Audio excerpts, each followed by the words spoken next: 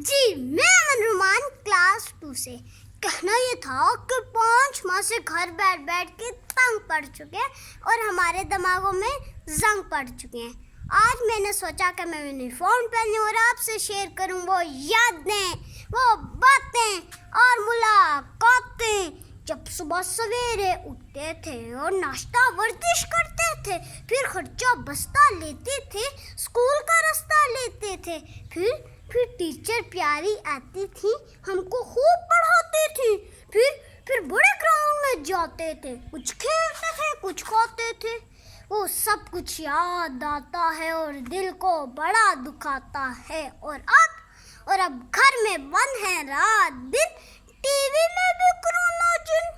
टुनटुन नाजीना 4000 में से 3000 का टेस्ट पॉजिटिव आ गया।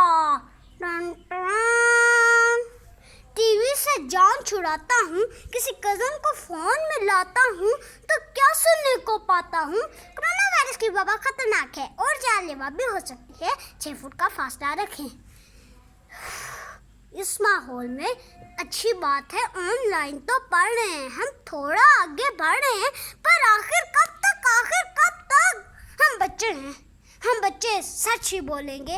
अब स्कूल कब तक खोलेंगे, हम फासला भी रख लेंगे, हम मास्क भी पहन लेंगे, हम हाथ नहीं मिलाएंगे, लेकिन आप ये बताएंगे कब हम स्कूल को जाएंगे, कब हम स्कूल को जाएंगे।